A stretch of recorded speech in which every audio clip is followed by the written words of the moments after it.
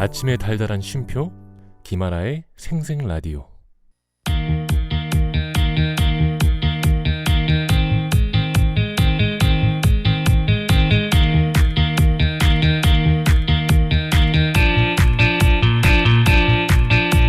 다 같이 돌자 세계 한 바퀴.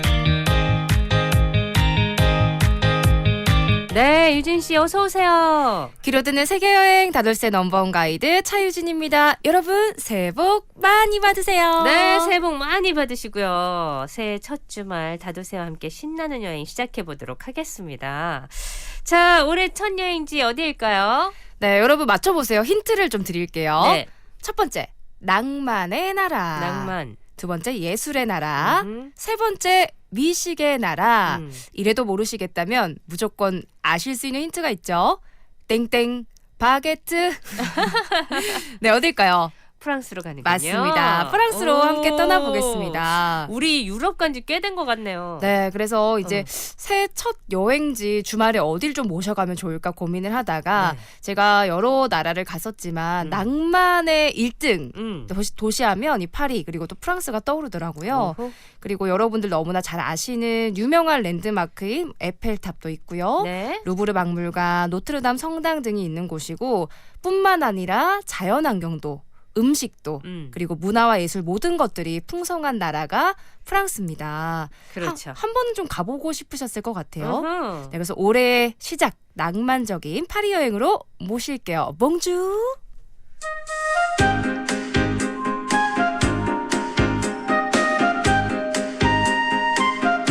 네, 나라는 프랑스. 근데 아까 파리 여행으로 모시겠다 그랬어요. 네, 아무래도 이 프랑스 하면 조건방사처럼 프랑스 파리 이렇게 떠오르실 거예요. 네. 이 프랑스의 수도이기도 하고요. 더군다나 2024년 올해 올림픽 개최지가 파리잖아요. 그래서 이 파리로 한번 떠나볼까 합니다. 자, 그럼 우리 파리로 떠나요. 네, 인천국제공항에서 비행기를 탑승합니다. 15시간을 날아서 기내식을 2번 먹고요. 15시간 이게 참 네, 쉽지 않습니다. 쉽지 않죠. 아니, 저는 어마어마하다. 너무 좋은데 이 비행기를 타고 있는 이 시간이 제가 원래 그 혈액순환이 잘 안 되는 편이에요. 네. 그래서 다리가 땡땡땡 붙는데 맞아. 거기다가 기내식을 또 자꾸 주고 간식을 주니까 저희가 항상 얘기합니다. 여행은 완벽한 사육이다. 진짜 사육을 당하는 느낌으로. 야. 하지만 그럴만한 곳이니까요. 네. 파리 샤르드골 공항에 도착을 했습니다. 샤르드골 공항 도착했어요. 네, 저는 딱 도착하자마자 뭔가 설레잖아요. 샤르드골 이름도 멋있고 네. 여기가 샤르드골이구나 막 두근두근하고 있는데 저에겐 사실 파리의 첫 시작이 좋지는 않았거든요. 왜요? 이 프랑스 항공이 악명이 높기로 유명합니다. 어떤 악명이 높냐면 이 캐리어가 조금 늦게 나온다든지 아니면 뭐 간혹 가다가 뭐 분실한 적도 있다 이런 얘기를 제가 이 그래요? 여행 준비하면서 들었었는데 이렇게 글로만 봤던 일이 저한테 일어났어요. 캐리어가 1시간을 넘게 기다렸는데 오질 않는 거예요. 어머나. 이제 알고 보니까 막 손짓 발짓 통해서 얘기를 해보니 환승을 하면서 중간에 사람은 왔는데 캐리어는 이제 항공사에서 실지 않은 거죠. 저 말은 안 통하죠. 그리고 우리 대한민국이 얼마나 이제 항공사 승무원분들이 친절하신지 알 수 있는 대목이 여기는 그렇게까지 친절하진 않으셨더라고요. 그쵸. 좀 다르죠. 네. 그래서 막 마음은 또 상해가지고 어찌저찌 가지고 있던 쌈짓돈으로 공항버스를 타고 파리 시내로 울면서 나왔던 기억이 납니다. 캐리어는 찾지도 못하고? 네, 그래서 다음날 줄 수 있다라고 얘기를 하더라고요. 근데요, 이렇게 섭섭한 삐진 마음을 가지고 도착한 파리는 섭섭한 마음을 잠재울 만큼 정말 아름다웠어요. 네. 일단 이 도시를 관통해서 센강이 흐르잖아요. 평화로운 센강이 흐르고 이 잔디에 진짜 영화 보듯이요. 네. 이 젊은 이제 파리지앵들이 이렇게 비스듬하게 누워 있어요. 항상 이 45도로 누워서 막 커플들이 얘기도 하고 또 막 강 바라보면서 빵도 먹고 이렇게 하는데 와, 거기다가 또 다리가 많아요. 센강에 작은 다리들 수백 년을 지났을 건축물들까지 보니까 정말 말로만 듣던 파리에 왔구나. 화가 바로 풀리더라고요. 아, 그러게. 그 건축이 주는 또 압도함이 있어요. 그죠? 네, 너무 오랫동안 보존해 오는 걸 파리가 상당히 잘하는데 네. 이 파리의 보존의 느낌을 쭉 보시면서 저는 이 생각했어요. 가기 전에는 여기부터 갔다가 저기 갔다가 알뜰살뜰 얼마나 내가 또 오밀조밀하게 봐야 될까 계획을 짰었지만 도착하는 순간 느꼈습니다. 아, 그냥 파리는 아무 생각 없이 이 거리를 강가를 걷기만 해도 설레는 곳이구나. 네. 사실 파리 주요 명소만 돌아보는데 최소 3일 정도 걸리는 게 맞아요. 네. 그리고 쇼핑을 하시거나 공원을 둘러보시면서 여유롭게 여행하신다면 한 2일 정도 추가하시는 걸 추천드릴 만큼 가볼 곳이 많거든요. 저희가 항상 지도를 알려드리잖아요. 네. 이 파리 지도를 보시면 원형처럼 생겼어요. 우리 제주도 있죠. 네. 제주도처럼 원처럼 생겼는데 좀 울퉁불퉁한 원처럼 생겼다 생각하시면 되고 재미있는 건 우리는 수영구, 해운대구 이런 식으로 구 지역을 나누잖아요. 네. 파리는 1구, 2구, 3구 이렇게 숫자로 지역을 구분하고 있습니다. 네. 원의 가장 가운데 중심부가 1구예요. 그리고 달팽이 등껍질을 그리듯이 오른쪽 방향으로 동글동글 이렇게 휘감아 가면서 1, 2, 3, 4, 5, 6, 7, 8 쭉 둘러나가고요. 네. 마지막이 원의 가장 동쪽 끝인 29까지 총 20개의 지역으로 형성이 되어 있습니다. 이 파리 여행하실 때 이게 중요하나 싶으시겠지만 구에 대해서 잘 알고 가셔야지 수월한 여행을 하실 수가 있어요. 그렇군요. 일단은 각 구별로 관광 코스가 다르고요. 치안 정도가 차이가 좀 많이 납니다. 그래서 어떤 구에 숙소를 잡느냐에 따라서 여행이 달라질 수 있는데 특히 1구부터 9구 사이에 우리가 아는 관광 명소들이 거의 모여 있고 치안이 안전한 편이라서 숙소는 무조건 이 안에 잡으시는 게 좋고요. 예산만 괜찮다면 루브르 박물관, 틸르리 정원이 모여 있는 1구가 숙소로 가장 좋습니다. 근데 아시죠? 많이 비싸요. 그리고 좋을수록 비쌀 수밖에 네, 없겠죠. 그리고 저는 개선문이랑 에펠탑 근처인 6구, 7구, 8구도 추천드리는데요. 제가 원래 계획했던 곳이 테라스에 탁 나가면 우리 왜 그 SNS 보면 막 네. 그런 영상이 나오잖아요. 테라스를 열고 탁 나갔는데 머리에는 수건, 흰색 수건을 두르고 가운을 입고 있고 뒤로는 에펠탑이 쫙 보이는 아하. 그런 곳에 제가 한 6, 9, 7, 9 이쯤에다가 숙소를 잡으려고 보통 했죠. 숙소 홍보할 때도 이렇게 많이 하더라고요. 그럼요. 에펠탑이 보이는. 거기서 이제 바게트를 먹고 어허. 조식을 먹는 네. 그런데 이제 조금 비싸가지고 포기를 했습니다. 근데 이 파리는 생각보다 시내가 굉장히 작고요. 주요 명소들이 연결돼 있어서 다리만 튼튼하시다 하면은 걸어 다니시기 충분하거든요. 대신에 동선을 좀 잘 잡으셔야지 여기 갔다 저기 갔다 힘들지 않으시니까 지금부터 딱 저를 잘 따라오시면 되겠습니다. 좋습니다. 자, 그럼 지금부터 한번 돌아볼까요? 네, 유진 투어 시작합니다. 네, 첫 번째로 가볼 곳은요. 시떼섬입니다. 섬 먼저 가요. 네, 여러분 제가 울퉁불퉁한 동그란 모양의 제주도처럼 생긴 파리 지도라고 했잖아요. 거기서 손가락으로 여러분 자 검지를 드셔가지고 동그라미의 중간을 딱 하고 찝으시면 이 가운데에 두 개의 작은 섬이 있습니다. 바로 시떼섬과 생루이섬인데요. 이 파리의 중심 시떼섬에서 출발을 하는 거예요. 시떼섬은 섬인데 우리가 생각하면 막 제주도처럼 배를 타고 가서 섬에 네. 갈 것 같지만 이렇게 생각하시면 됩니다. 한강에 있는 여의도처럼 그냥 이 생강 중앙에 있는 작은 섬인 거예요. 그 도시 안에 있는 섬이죠. 파리에서 하루밖에 머물 수 없다면 시떼섬에 머물러라 라는 이야기가 있는데 그 이유는 최초의 파리가 바로 이 시떼섬에서 기원이 시작되었기 때문입니다. 네. 그만큼 굵직굵직한 파리 역사를 담고 있는 섬이란 거죠. 그리고 파리 여행을 준비를 안 해보셨다면 시떼섬 익숙하지 않으시겠지만 이러면 이해하실 겁니다. 노트르담 대성당이 여기 있어요. 아, 시떼섬에 있었구나. 네, 시떼섬에 있습니다. 지도에 검색하시면 파리에 노트르담 성당 이렇게 하시잖아요. 하면 4개 나옵니다. 그래서 왜 이렇게 많이 나오지 싶은데 노트르라는 뜻이요. 우리의 라는 뜻을 가지고 있고 담은요. 마담 할 때 담이에요. 오. 그러니까 노트르담이 우리의 여인 이거든요. 직역을 해드리면 우리의 여인 누굴까요? 맞습니다. 성모 마리아를 뜻하는 얘기라서 노트르담이. 네, 그래서 성모 마리아께 공헌된 모든 성당 이름은 거의 노트르담 성당이다 보니까 요거 헷갈리시면 안 된다는 거 꿀팁 알려드립니다. 진짜는 시떼섬에 있는 성당 기억해 주시고요.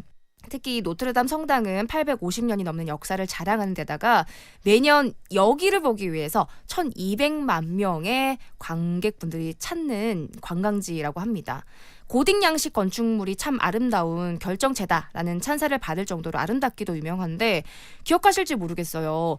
2019년 4월에 여기 불탔었잖아요. 네. 네, 성당에 진짜 큰 화재가 났었어가지고 뉴스도 많이 나오고 네네. 이때 기부도 상당히 맞아요. 많이 했었습니다.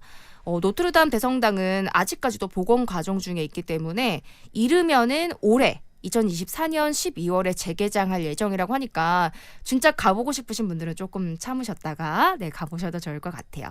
노트르담 성당을 밖에서 둘러보시고 살짝 걷기만 하시면 세익스피어 앤 컴퍼니라는 서점이 있어요. 네. 여기도 가보시는 거 추천드립니다. 유명하죠. 네, 여기는요 영문 서적을 판매하는 서점인데요.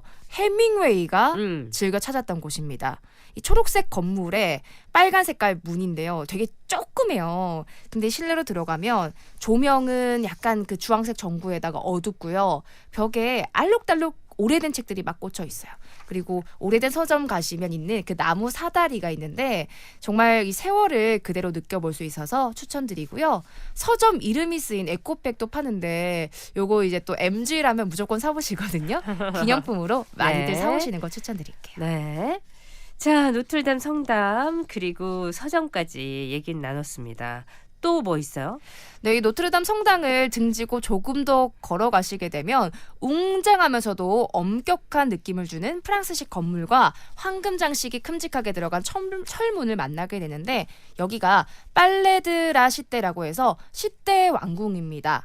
여기가 되게 유명한 게요. 6세기경 프랑스의 첫 왕조가 세운 프랑스 최초 왕궁인 거예요. 오. 그래서 이 시대섬에서 파리의 시초가 시작됐다라고 하는 건데요. 네. 이후에 14세기 때 샤를 5세가 왕궁을 루브르 궁으로 옮기긴 했지만 여기에 사법 기능은 그대로 남게 됩니다. 그때부터 쭉 법원으로 활용이 되고 있는 프랑스 최초의 궁인 거예요. 혁명 시기 때는 혁명 재판소로 활용이 되면서 왕비 아시죠? 우리가 아는 왕비 중에 제일 유명한 마리 앙뚜아네트가 여기서 사형 판결을 받기도 했습니다. 그리고 시대 왕궁이 딱 중심으로 해서 오른편 왼편에 다 건물이 있는데요. 오른편은 역사박물관으로 지금 사용되고 있어요. 원래는 사법기관의 감옥으로 사용되었던 네. 곳인데 여기 가시면 마리 앙뚜아네트가 수감되었던 모습을 그대로 이렇게 밀랍 인형을 해가지고 재현해 놓은 게 있거든요. 그래서 여기는 가보시면 조금 암울하긴 하지만 그때 시대상을 보실 수 있으시니까 가보시고 왼편에는 왕실의 예배당이었던 생트 샤펠이 있습니다. 아주 작은 예배당이에요. 노트르담의 진짜 반의 반밖에 안 되는데 네. 스테인드 글라스가 정말 아름다운 곳으로 유명합니다. 이 성당 둘레에 쫙 화려하게 스테인 글라스가 있는데 이 글라스 속에 성서에 있는 1300여 개의 장면이 싹 다 새겨져 있고요. 햇볕이 내리쬐면 정말 신성한 기분이 절로 드는 곳이라서 꼭 함께 방문해 보시길 추천드립니다. 중요한 건요. 이 성당에서 일주일에 3-4번 정도 음악회가 열리는데 성당이 스테인글라스로만 유명한 게 아니라 울림이 남다르게 설계된 곳으로도 유명해요. 근데 이 음악회를 들으시다 보면 진짜 이런 느낌. 귀로 듣는 게 아니라 심장으로 왜 우리 좀 비유가 안 맞지만 클럽 가면 움치 하면서 심장으로 소리가 들리잖아요. 네. 그런 식으로 심장으로 듣는 연주에 느끼실 수 있으시니까 꼭 한번 같이 가보시길 추천드립니다. 네. 자, 우리 파리의 시대섬부터 일단 둘러봅니다. 파리 하면 시대섬부터 가봐야 된다고 하는군요. 자, 시대섬에서 출발했는데 또 어디로 갈지 노래 듣고서 다시 만날게요. Et quand tout va mal, when life goes wrong, try for a little French song. French song are maybe démodé, mais c'est doux, ça fredonnait. French song are tender, à l'envie, nostalgique à l'infini. Et quand on sait plus where to belong, try for a little French song. French song will take you to Paris, to Pigalle ou l'île Saint-Louis. French song are dancing sous la pluie, de Bastille aux Tuileries. Because we have de quoi frimer, we have Brassens, Brelon, Ferret, we have Boris Vian, Barbara Gainsbourg, Trenet, Prévert, Cosma. Because we have de quoi choisir. We have Aznavour et Jenny. 네, 오늘은요 2024년 첫 다돌쇠 프랑스 파리를 둘러보고 있어요. 일단 시대섬 둘러봤고요. 이제 어디로 가요? 네, 시대섬에서 빠져나올 텐데요. 여러분, 시대섬이 강 중앙에 있는 섬이라고 말씀드렸잖아요. 이 섬의 양옆으로 총 8개의 다리가 있고요. 이 다리가 진짜 뭐 걸어봐야 5분도 안 걸리는 짧은 다리거든요. 네. 파리 도심들과 연결이 되는데 이 8개의 다리 중에 가장 오래된 다리는 여러분이 잘 아시는 다리입니다. 무슨 다리일까요? 뽕네프의 다리. 맞습니다. 네, 뽕네프의 다리 아시죠? 저는 근데 이거 가보고 조금 실망했어요. 왜요? 그렇게 막 엄청난 건 줄 알았는데 너무 수수해가지고. 생각보다 작죠. 네. 그리고 실제로 이 파리의 퐁네프의 다리하면 아마 퐁네프의 연인들 영화 생각나실 네네네. 겁니다. 이게 생각나시냐 안 나시냐에 따라서 이제 또 연령대가 구분이 이게 되는 아주 거죠. 예전 영화라 가지고. 네, 맞습니다. 이 영화로 질레트 비노슈가 인기를 엄청 얻었던 것도 아마 기억나실 건데요. 이 퐁네프 뜻 알고 계신가요, 혹시? 모르겠어요. 퐁이 뭐냐면 다리고요. 네. 네프가 새로운이라는 뜻을 가지고 있어요. 아, 새로운 다리. 네, 새로운 다리예요. 그러니까 파리에서 최초로 만들어진 가장 오래된 다리니까 새로운 다리가 생겼다라고 해서 퐁네프라는 이름이 붙었다고 합니다. 아, 그때는 새로웠구나. 네. 처음 만들 때. 그리고 저는 아라씨께 여쭤보고 싶은 게 있는데 네. 다리가 좀 생각보다 수수해서 네. 아쉬웠다고 하셨잖아요. 네. 혹시 다리를 그냥 지나쳐 가셨나요? 네. 그런 분들 많습니다. 근데 저는 안 아쉬웠거든요. 꿀팁을 알려드릴게요. 어떻게 해야 되는데요? 이 다리를 걷다 보면 딱 중간쯤에서 계단을 타고 이 퐁네프 다리 아래쪽으로 내려갈 수 있는 계단이 있어요. 그래요? 네, 이 계단을 내려가면 작은 그 삼각지 모양의 섬이라고 하기도 좀 그렇고 광장이라고 하기도 좀 그렇고 되게 좁은 공원 같은 삼각지 모양의 공원이 있거든요. 내려가면 일단 그렇죠. 펼쳐져 있구나. 근데 여기에는 이제 눈앞을 가로막는 펜스가 전혀 없고 유유히 흐르는 생강을 진짜 바로 보실 수 있는 거예요. 네. 그러니까 이 삼각주에다가 걸터 앉으면 쉽게 말해서 내 발밑으로 생강이 흐르는 거죠. 그리고 이 삼각주 안에는 푸른 나무도 몇 그루 심어져 있고 잔디도 펼쳐져 있는데 여기가 딱 서쪽 방향을 향해 있어요. 네. 여기 앉아가지고 해지는 이제 생강과 다리 뒤로 펼쳐진 파리의 노을 보시고 와인도 한 잔 정도 하시면 너무너무 아름답거든요. 그 낭만을 모르고 그냥 그니까요. 예, 그래서 혹시 지나갔네요. 지금 가신다면 그냥 뭐야 하고 지나가지 마시고 계단으로 내려가셔서 이 퐁네프의 낭만도 꼭 느껴보셨으면 좋겠습니다. 에펠탑은 생각했던 것보다 정말 컸던 것 같고 엄청 크죠. 뽕네프나 이 생각은 네. 생각했던 것보다 수수했던 것 같거든요. 맞습니다. 네, 그러니까 내 기대치에 조금씩 달랐구나 네. 이 생각이 들더라고요. 아, 오늘 퐁네프의 다리까지 시대섬 여기까지가 시대섬인가요? 네, 시대섬과 퐁네프의 다리를 통해서 나왔습니다. 자, 그렇다면은 우리 노래 한 곡 듣고요. 시대섬 이어서 어디로 갈지 파리 한번 다시 여행해 보도록 할게요.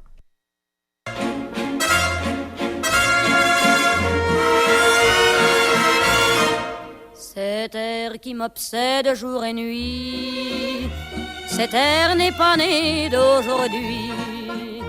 Il vient d'aussi loin que je viens, traîné par 100 000 musiciens. Un jour cet air me rendra folle, 100 fois j'ai voulu dire pourquoi, mais il m'a coupé la parole.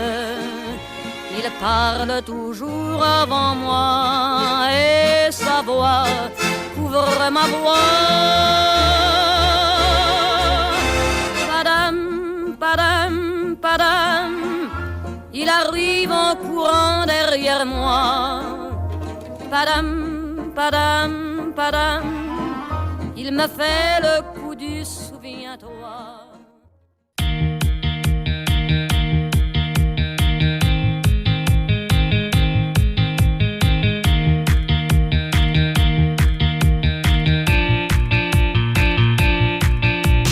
다 같이 놀자 세계 한 바퀴.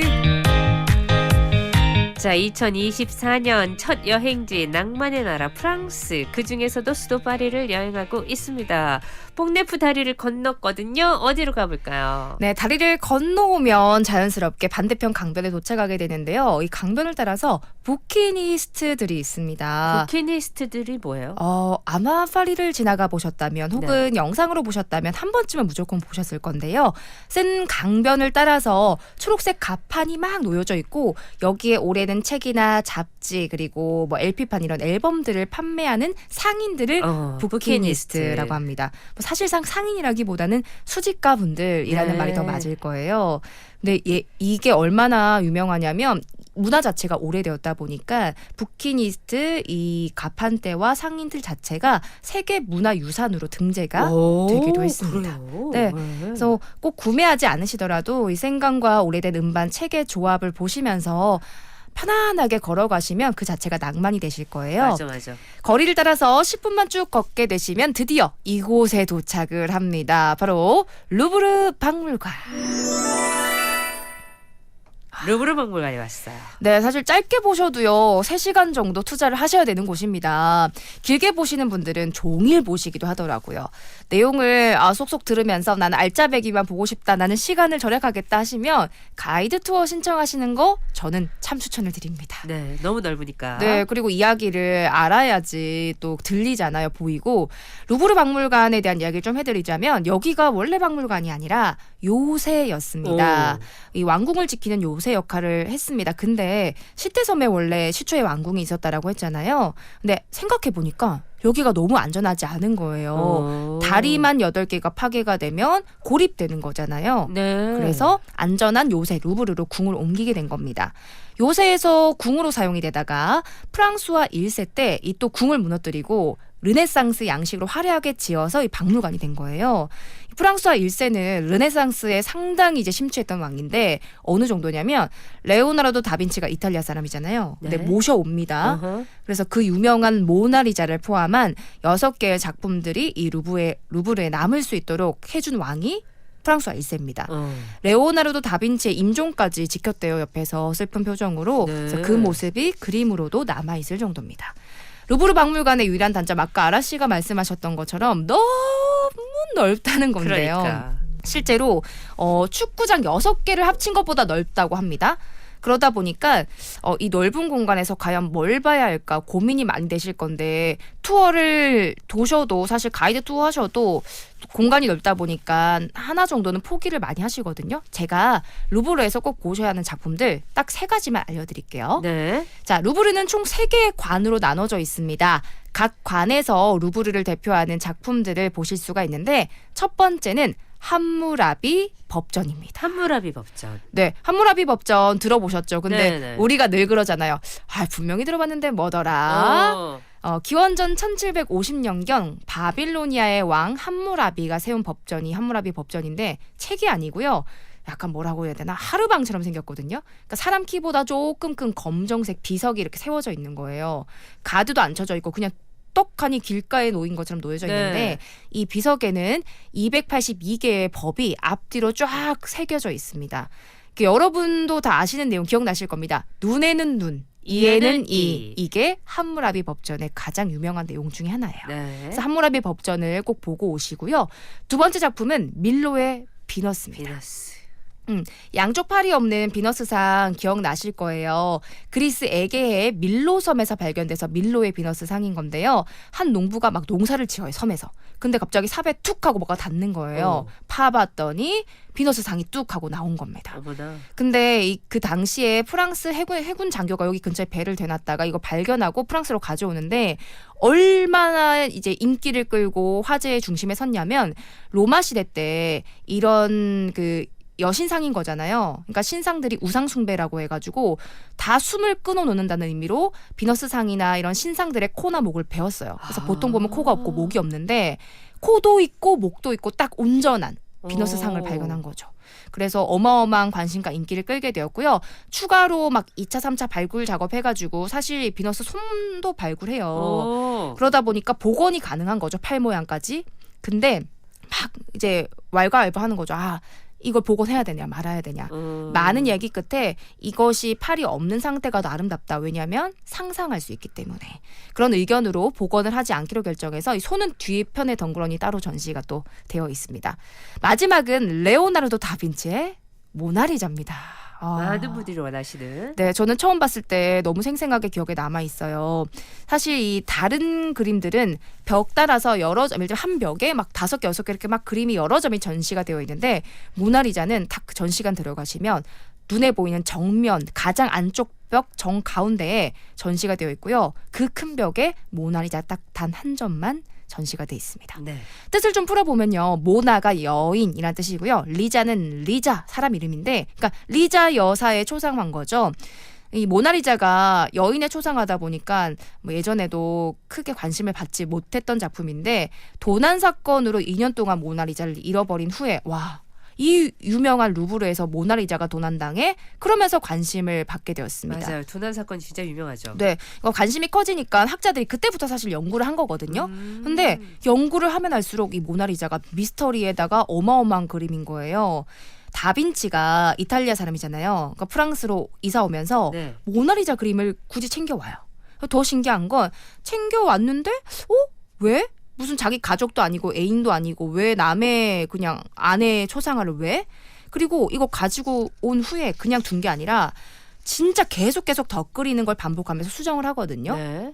그래서 이상하다라는 생각이 첫 번째가 있었고 두 번째는 이 모나리자의 머리카락을 싹 하고 날려서 보면 약간 남성적으로 생겼는데 다빈치가 그렸던 자신의 자화상과 그러니까 다빈치 얼굴과 상당히 흡사한 닮은 모습을 하고 있습니다. 그래서 이 다빈치의 자화상이 아닐까라는 얘기도 나오고요. 그리고 모나리자 손을 자세하게 보시면 엄지 옆에 혹이 볼록하고 튀어나와 있어요. 근데 다빈치 손에도 혹이 있었다고 합니다. 무엇보다 레오나르도 다빈치가 해부학에 되게 능통했잖아요. 완전 맞아요. 진짜 우리 옛날 말로 만능 엔터테이너라고 할 정도로 모든 걸 다 잘했던 사람인데 그만큼 해부학에 능통하니까 그 모나리자 말고 모든 작품들은 3D로 복원해 보면 두상이 진짜 완벽하게 나타나는데요. 모나리자만 유일하게 완벽하지 않고 조금 이상하다라고 해요.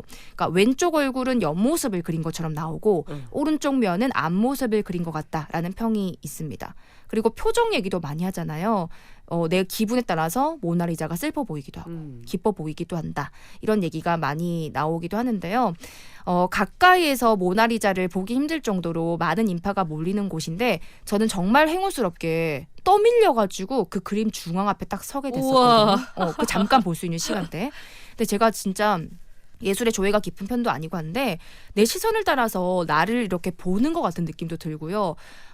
잠깐 보는 한 1, 2분은 평온해지는 마음이 들었다가 잠깐은 또 슬픈 마음이 들었다가 이러면서 모나리자를 정말 한참 동안이나 바라보고 서 있었습니다.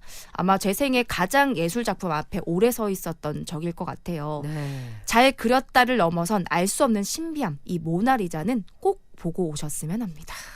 루브르 박물관이나 이렇게 뭔가 작품 전시된 걸 구경 갈 때는 아무래도 기본적으로 좀 상식을 알고 가면 훨씬 도움이 되더라고요. 그럼요. 더 감상하는데. 잘 보이죠? 그렇죠. 예. 자, 그리고요. 네, 이번에는 이곳으로 가보겠습니다. 제가 잠시 후에 신청할 신청곡인데요. 오 샹젤리제 오 샹젤리제 사실 어릴 때부터 뜻도 모르고 불렀던 노래. 그리고 왠지 오 샹젤리제 저는 이 노래 부르면서 그 알프스 하이디처럼 푸른 들판 이런 거 생각했거든요. 진짜요? 뭔지 모르고 부르니까. 근데 이 노래의 주인공인 바로 샹젤리제 거리가 가봤더니 이렇게 보도블럭이 깔린 명품 거리였을 줄이야. 네. 네, 아마 도착해 보시면 루이 땡땡의 본점이 여기 또 있고요. 그리고 뭐 에르 땡땡, 샤땡 등 명품 샵들이 있는 거리입니다. 넓은 직선의 거리 양옆으로 가로수들이 멋지게 늘어서 있는 곳이에요. 그리스 신화에서 낙원이라는 의미의 엘리제를 따서 샹젤리제 이렇게 엘리제의 들판이라는 뜻으로 이름이 지어진 거고요. 여기 이 가로수길 조경을 누가 했냐면 베르사유 궁전 아시죠? 네. 그 시대섬에 있던 궁에서 루브르 궁으로 옮겼다가 마지막 옮긴 게 베르사유 궁인 건데 이 궁전의 정원을 조경한 분이 되게 유명해진 거예요. 잘한다. 그래서 이 가로수길, 샹젤리제 거리의 가로수길도 조성을 직접 했다고 합니다. 요즘은 좀 워낙 관광객들이 많아지다 보니까 명품 거리라고 사실 하긴 그렇고 좀 제가 갔을 때는 뭐 이제 그 스파 브랜드들도 많이 있더라고요. 그래서 약간 넓고 쾌적한 가로수길 플러스 명동거리 같은 느낌도 조금 나긴 해가지고 명품 고급스러운 거리 생각만 하고 가셨다가는 조금 실망하실 수도 있어요. 그런데 2024년 파리 올림픽까지 이런 문제점들을 파리 분들도 조금 아쉬워하고 있어가지고 더 고급스럽고 멋있게 이 거리를 정비할 계획이라고 합니다. 야, 뭐 많이 변하겠다, 그렇죠? 네, 저도 기대가 돼서 한 번 더 가고 싶은 생각이 있어요. 네. 그리고 샹젤리제 거리를 지나는 이유 아실 겁니다. 명품 사러 사실 가시는 분들 많지 않고요. 이 길의 끝에 있는 에투알 개선문을 보기 위해서일 거예요. 나폴레옹 1세가 로마의 원정을 이제 갔어요. 근데 이탈리아에 있는 그 개선문을 본 거죠. 근데 이 개선문이 뭔고 했더니 전쟁에서 우리 승리하면 이 황제나 장군들이 여기 딱 밑에 지나가서 건축물 만든 거야. 여기에 바로 이제 영감을 받습니다. 우리도 세워가지고 내가 전쟁에서 승리하고 쫙 우리 군사 끌고 이 밑으로 지나가면 군의 사기도 올라가고 시민들도 이거 뭐 승리했구나 이런 걸 또 제대로 이미지 메이킹이 되는 거잖아요. 그래서 이제 그 나폴레옹이 프랑스의 개선문을 짓기 시작한 거예요. 그러니까 묵직한 돌로 만든 개선문 가장 윗부분에 보시면 나폴레옹이 승리한 전투들의 이름이 새겨져 있고요.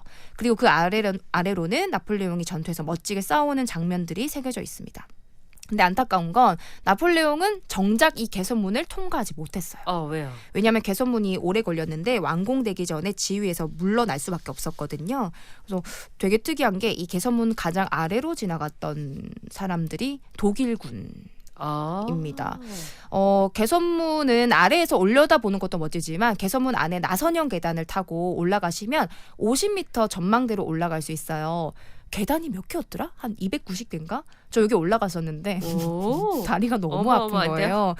중간에 포기할까 했지만 내려가기도 애매해서 올라갔습니다. 근데 정말 멋져요. 개선문에서 내려다보는 파리가 진짜 멋있고 거기서 보는 파리 너무 추천드립니다.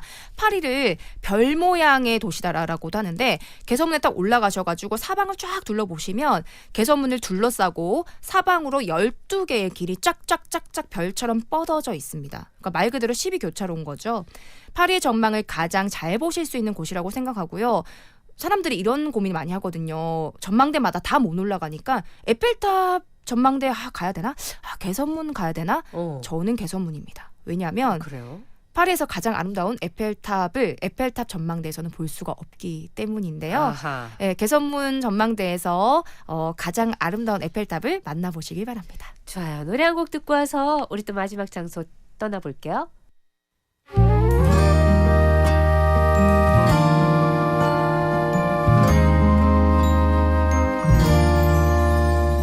Je me baladais sur l'avenue, le cœur ouvert à l'inconnu. J'avais envie de dire bonjour à n'importe qui, et ce fut toi. Je t'ai dit n'importe quoi, il suffisait de te parler pour t'apprivoiser. Oh, Champs-Élysées. Oh, Champs-Élysées. 네, 샹젤리제 들었고요. 자, 마지막 어디로 가죠?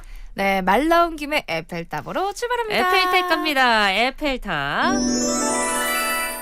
네, 이 에펠탑은 1889년에 프랑스 만국 박람회 엑스포를 기념하기 위해서 구스타프 에펠이 만든 건축물입니다.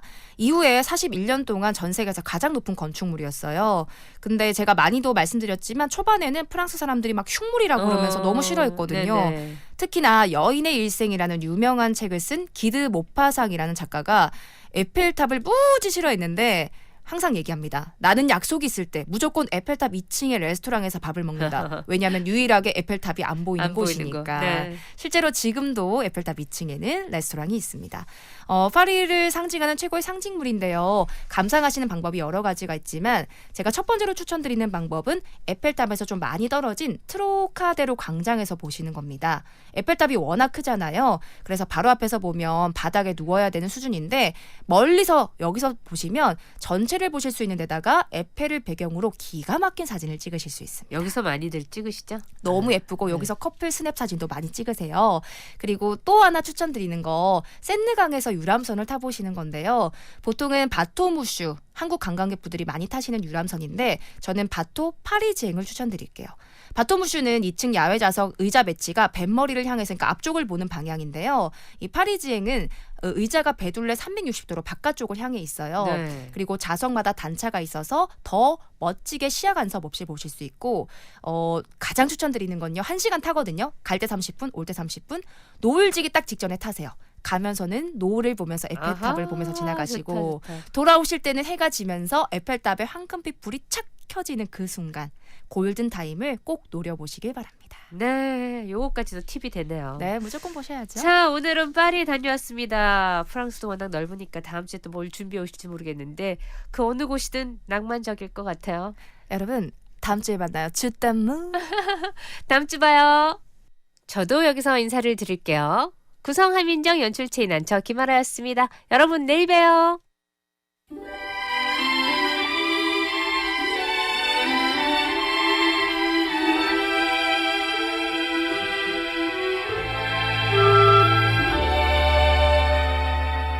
Every time I look down on this timeless town, whether blue or gray be her skies, whether loud be her cheers or whether soft be her tears, more and more do I realize that I love Paris in the springtime.